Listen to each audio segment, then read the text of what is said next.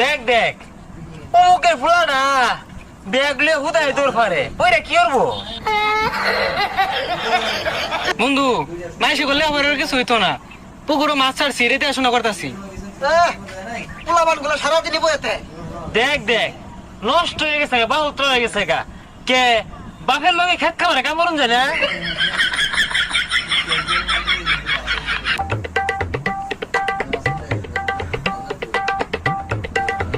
তাই দেখ দেখ বাপে কত গুলা টাকা পয়সা খরচ রে লেহা পড়া হলাইছে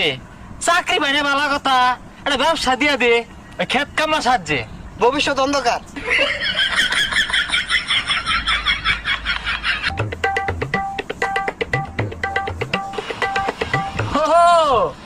দোয়ান দিয়া দিছে